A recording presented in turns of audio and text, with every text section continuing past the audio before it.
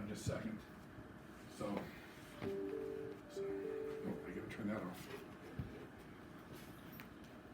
There we go. So are we good?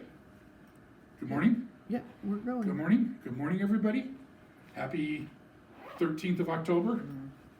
Happy Sunday. It's a wonderful fall Sunday, and I'm happy to be here. I don't know about you. So we're continuing our adventure through Mark.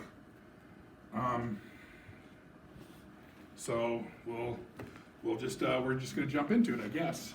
A while ago in life, I had a great lesson. I think my oldest was probably 2 or 3, so it was probably 35 years ago I got this lesson, and it was my mom's birthday weekend. And I bring this up because mine's Tuesday, and I'm going to be an old man, so anyway, but that's a whole other story. But this what reminded me about this. And she decided for her birthday, she did something she had really wanted to do, and for her birthday, she bought everybody else presents. She bought everybody presents, and she was just so excited. She actually threw a party for everybody else. And it was kind of interesting because we went there to throw her a party, and she was throwing a party for everybody else. And to watch her pass out the gifts, and she was probably more excited to see everybody open their gifts than people were to get them. Not that they weren't nice gifts or anything else, but it was just, she put some thought into it, and it was spontaneous, and it was just, you could just see there was just pure joy there, and it was very freeing. I didn't start right away. It took me a little while, but it's always a lesson that I remembered. And some time ago, it's probably been, I don't know, 18 or, no. Longer than that. No, it's probably been 18, 19 years I've been doing this. I always, during my birthday week, I find somebody to give a gift to. And it's usually unexpected. Well, I passed out cards today. Mm-hmm. It's unexpected, but the lesson in it is that giving, freely giving. I think I have a slide on that. I know you're wearing 13 hats today, but freely giving is, it's freeing. When you give without expectation or condition or requirement, but you just give just for the joy of giving, it's freeing. And here's the other thing about that, is freely giving has an impact. To get a gift, an unexpected gift, it's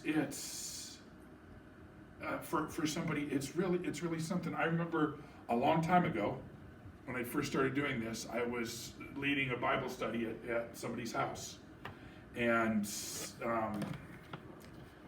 his wife she had really had a Bible that was just beat up and falling apart, and she really was saying, I need to get a new Bible. Well, it happened to be my birthday week, and I went out and bought her a Bible that she really wanted, and she was shocked, and I mean, she was touched, and even today, I still talk to her from time to time, and a couple of years ago when we were talking about that, she says, yeah, I still use the Bible today. And that was 15 years ago. And it's those kind of things. It has an impact and it has an influence. See, so often we get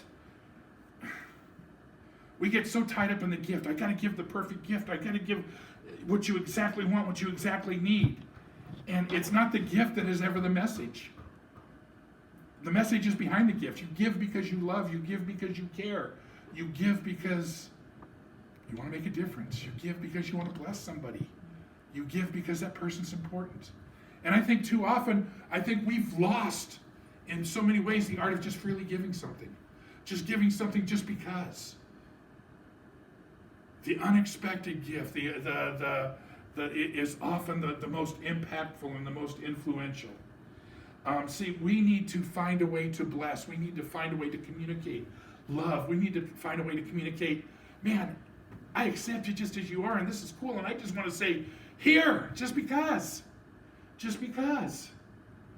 See, and if we do that, if we get better at doing that, if we start to look at the reasons ourselves why we're either able to give or even why we're unable to give, and we're looking at those things, we can often find inside ourselves areas that we need to give ourselves a gift. And that gift brings healing, that gift brings wholeness, that gift brings health. See, the willingness to give frees one of the need for attention. It frees one of the looking for praise, looking for accolade. If you just give freely, you don't care if there's a thank you or, man, this means so much or anything else. You just give just because. And that's the way we should give. Now, we talk about this all the time. You've heard me say this, and probably some people get tired of it, but it's a fact of what life is. We live in a broken world. And it gets more and more evident as each day passes. I mean, just listen to the news for 5 minutes.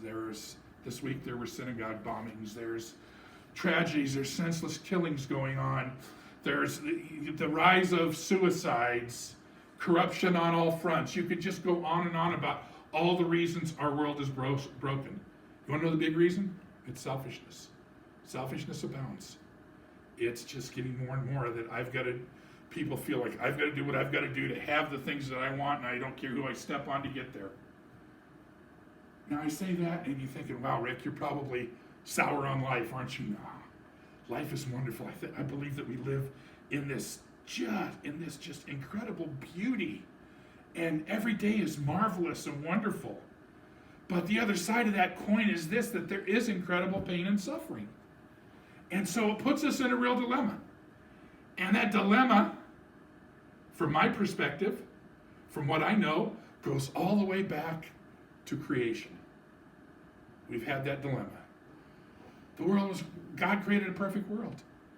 And then man did what man wanted to do, and we have the fall, and we have the introduction of sin, and we have the introduction of pain and suffering. I don't believe that was ever God's intention. I believe God's intention was that we lived in peace and harmony. I don't see anywhere in Scripture, anywhere in the creation story, that there was a suffering section created in the Garden of Eden. We did that. And so we need to own it. We can focus on all the wrong things. We can focus on all the problems, and so many people do, and they get angry and they get hurt, and they get to a place where they're almost hopeless. Or we could find the right things. We could find the good things. We could find the good, the beautiful. We could find where grace and mercy abound. I know Christians today in the United States are crying out, we need revival. We need another revival. We need to turn this country back to Jesus. Well, I agree. But revival isn't happening in America because we are in the way. Revival is happening in the rest of the world. You want to hit the next? I know you're busy. I'm sorry. You're fine. Revival's happening in the rest of the world. These are statistics from just a recent study online. It was statistics online from a recent poll. In China, the biggest populated country in the world, 20% of the population are born-again Christians. In India, recently, 25,000 churches have been planted, and they're growing exponentially. Brazil might be the first country. There are people that are leaders and theologians that are saying Brazil might be the first country that becomes authentic Christians. Right now, 40% of Brazil are authentic believers. That's huge. Nigeria is evangelizing the rest of the world. They've got seminaries, and they've got places. They're evangelizing all over the place. They're sending missionaries out from Nigeria to the rest of the world. Indonesia is the largest Muslim nation in the world as far as population goes. And yet 35% of that population is born-again believers. In our country, people would say, I believe in God, I'm spiritual, I'm all these things. Are we living the Christian lifestyle? Are we behaving in a way that we're familiar and acquainted with God's presence? See, I believe that we live and I've talked about this, in situational ethics. Whatever's right for the moment is right. It doesn't matter. It doesn't matter ethically or morally where it stands. If it's right for this moment, if it's right for me in this moment, that's what applies. And I believe that we live in a practical atheism, which it means that, you know what, God doesn't need to be involved in this because I am. And we've learned to live and we've learned to compromise. And we need to learn to live in a way where God is first. And we need to undertake that kind of lifestyle and attitude. See, people talk about in church, and you may have heard this if you've been around church for a while, you may not have, but it's a thing called practicing the presence of Jesus. And that's understanding that Jesus is with you, that God is with you wherever you are, and that your life is about worship. And that's just an expression of adoration and love for the Lord in everything that you do. And your life is about obedience, which doesn't mean that you're giving up who you are. It means that you're choosing to follow what you know to be true and follow what you know to be a better way of life. And sometimes that means we put our will aside. It's about reverence. No, I don't mean that you're all walking around, like the monks. It's about having a deep respect and adoration for the Lord and a deep adoration for what He's created. See, we need to be good stewards of this world too. And I don't think at times we are. Now you might be thinking, Rick, you're talking about all this stuff and it's all about rules and effort, and that doesn't mesh with grace. And that's not what I'm talking about. I'm talking about the choices that we make as a result of the love that we've come to know and experience. We make choices because of the grace that has touched our lives. The world's crying out for peace and relief, and Jesus came and He said, I can show you peace. He said, I came to give you a life abundant. And we think, oh, a life abundant, well, that means, man, my bank account should be overflowing, right? Mm-hmm. And that's not what we're talking about. He's talking about that you have peace, that you have joy, that you have contentment, that you have satisfaction, that you have health and wholeness, and no matter what storms there are, you're confident that, you know what, you can trust God for all things. See, we need healing. At least in this country, at least in my corner of the woods, we need healing. Hebrews 12 says this, therefore strengthen your tired hands and weakened knees, and make straight the path for your feet, so that what is lame may not be dislocated, but healed instead. Now, that means that, you know what, we need to choose peace. We need to choose to worship. We need to choose obedience. We need to choose understanding so that we can have what we need to show God to everybody else. We make it so complicated because I don't want to give up my will. I don't want to give up the things I want to do. I want what I want, and I want it right now. But you know what? We need to choose to live in community, to live together, and to show love and to show grace.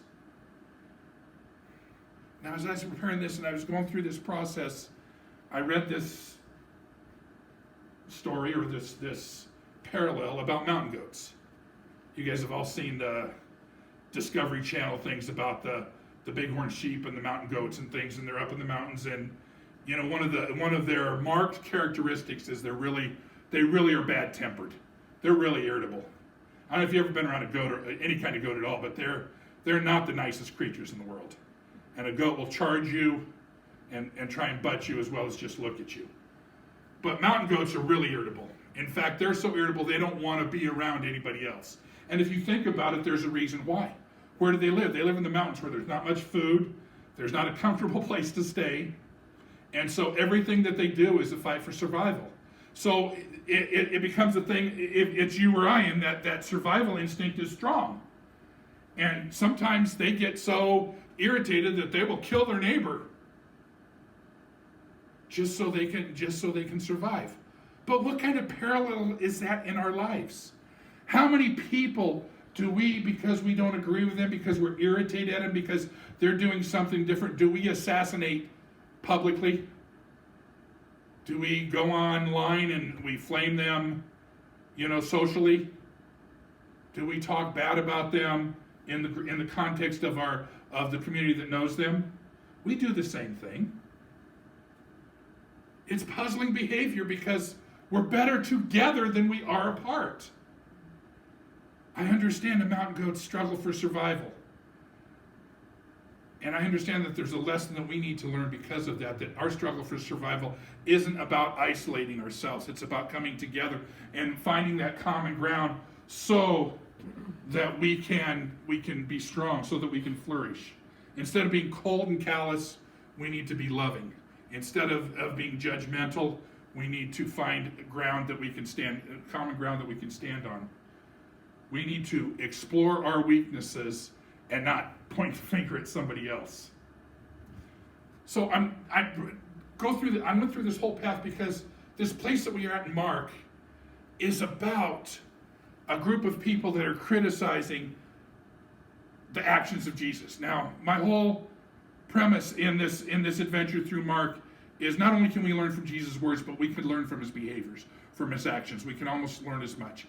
And through his life, Jesus was criticized by the religious elite for all the things that he did. And they sought at every turn, every time that he disagreed with them, every time that he behaved contrary to them, they sought to kill him, or to disgrace him, or to humiliate him. They sought to do this. And here's an instance in Mark that we're just coming across because we've just entered this, and Jesus is beginning to minister. He's started to call the disciples, and he's beginning to minister to people, and their healings are happening, miracles are happening, crowds are flocking to him. And remember this, every time that there's an encounter with God, and this is the whole basis for the book of Mark, every time that there's an encounter with God, there's some kind of reaction. So we're going to just take a little portion of Mark chapter 3, and we're going to talk about this encounter and this reaction. So Mark chapter 3, starting in verse 1, it says, and I'm reading from the New Century Version, another time when Jesus went into the synagogue, a man with a crippled hand was there. Some people, they're being nice here, some people, it was the Pharisees, the Herodians, the religious elite. Some people watched Jesus closely to see if he would heal the man on the Sabbath day so they could accuse him. Jesus said to the man with the crippled hand, "Stand here in the middle of everyone." Then Jesus asked the people, "Which is lawful on the Sabbath day, to do good or to do evil, to save a life or to kill?" But they said nothing to answer him. Jesus was angry as he looked at the people, and he felt very sad because they were stubborn. Then he said to the man, "Hold out your hand." The man held out his hand and was healed. Then the Pharisees left and began making plans with the Herodians about a way to kill Jesus. It's a heartbreaking story to me. It really is. Because here's the truth. I don't know of any church around where somebody isn't coming in the door at one time or another who's broken, who needs healing. Church is a place where people need to come. Jesus came. Even last week we talked about this in Mark 2:17. He came for the sick. He came for the ones who needed healing. He came for the ones that needed help. The problem becomes that in church, there's conflict, there's judgment, there's criticism. You're set aside, you're ostracized because you're different, because you don't fit into the clique. And it's too bad that it's the sick and hurting that are often judged and oppressed. See, Jesus taught a lot about the kingdom of God, and he's making a statement here about the kingdom of God. It says later in Luke, when he sent the disciples out, he said he sent them out to proclaim the kingdom of God and to heal the sick. The disciples, just like you and I, were an extension of Jesus' ministry. Do you know you're an extension of Jesus' ministry? They weren't just concerned about the physical body, but they were concerned about the spiritual body too. They were concerned about the soul. And it's something we need to be. We need to be equally concerned at administering to physical needs, to practical needs, and to spiritual needs. We need to help people find wholeness. Now Jesus, as he often did, he started his ministry when he came into a town where? He went to church. Jesus entered the synagogue again. He went to church. That's where things are supposed to happen. That's where people are supposed to go that have a need. People should come. We shouldn't stop people at the door. But we do. People need to know that they can come to a place and find help and find healing and find wholeness. And it isn't that it's real hard because we get put in such a dilemma because if we really believe in freely giving, then somebody comes in and they say, I have a need, and more often than not, the people that are coming in that really have a need are just trying to manipulate a circumstance or a situation. And we need to be wise enough to understand that. I don't believe we should ever not be willing to help, but I believe that we need to understand what the help needs to be. Jesus arrived at a place where help was needed, where nothing else could be done except for this wonderful thing called a healing. He arrived there, and yet as soon as he arrived there, people are watching him. They're setting him apart. They're putting him in a place where no matter what he does, it's wrong. Ministry, any kind of ministry, is the responsibility and the activity of you and I. We're the church. You've heard me say this from John a lot. It says in Matthew, Master, which is the chief rule of the law? And Jesus said to him, have love for the Lord your God with all your heart, soul, mind, and strength. And this is the first and greatest rule. And the second is like this. Have love for your neighbor as for yourself. On these two rules, all of the law and the prophets are based. Ministry is not a half-hearted activity. It's not something that we just kind of, I'll get to it when I get to it. You're either all in or you're not. We need to go all in to serve others, but that means that we got to get invested. How do you really serve? If you walked into a restaurant, unless they knew you, if you walked into a restaurant and sat down and they brought you food, would you want to eat it? Probably not, because you wouldn't know what it was. Hi, Linnea. Okay. Probably not, because you wouldn't know what they were serving you. See, we need to be willing to invest, and serving means that we need to find out about the person we're serving. It isn't just about dealing with this immediate need to get them off our backs. It's about investing so that we can find out to help them become not only physically well, but spiritually whole. So that requires us to step out. It takes a risk. Relationships are a risk, and it does take a risk. And here's the problem. It's people often that are in a need are withdraw because, well, we've all experienced it. We've all been hurt by judgment and criticism. We've all been told we're less. By the time people often are willing to walk in the door of a church, they're at a point of desperation. It isn't even a point of well, I should go because I kind of need help, but they're desperate. This man in the synagogue, you don't think he was desperate? He had a crippled hand. It says a withered hand. He couldn't use his hand. Now, your hand at that time for a man was important because everything you did, you were a farmer, a carpenter, you weren't sitting behind a desk punching the computer keys. Everything you did was physical, and you needed your hand to do that. So not only was he crippled physically, but he was probably crippled financially, and he probably had feelings of worthlessness and everything else. He was crippled, he was broken, and he needed help. I don't know if you can relate to that or not. Most often the condition we're in when we come to Jesus is brokenness.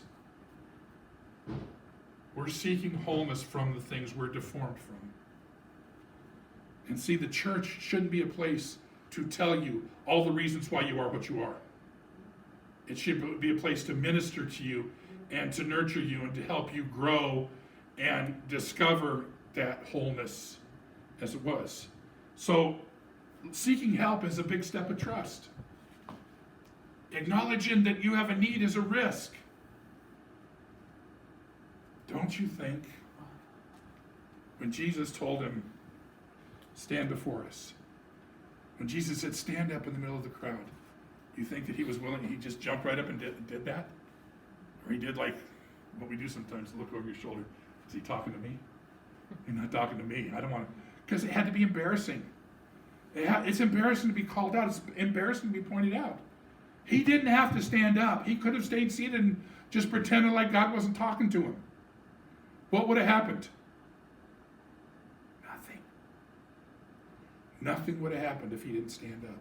So he took a risk, but he took a risk and he was facing criticism, he was facing embarrassment. But he was also taking the chance for a big reward. We got to be willing to step out. Not only to have our needs met, but to help others get their needs met. We must be willing to trust so that we can minister God's grace. Ministering is just serving. So that we can serve others and bring them to a place where God can work a miracle. Amen. Jesus posed a great question. He posed a question before he healed. And he did that to make a point, because here's the problem. People walk into church and it's always, if you get caught up in the religiosity, the legalism of what's going on, it's, well, you can only do this, or you have to do it this way, or this is the way things are done, and this is the only way things are done, and if you're doing it any other way, you're wrong.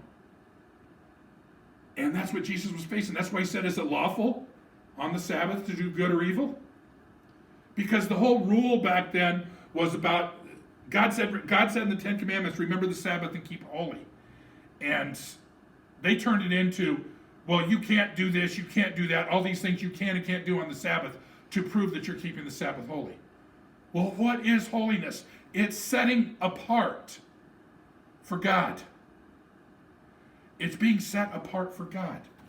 And so they had taken this beautiful thing where we were supposed to set aside time, set aside our focus and our efforts so that we could commune with God, and turn it into rules and regulations.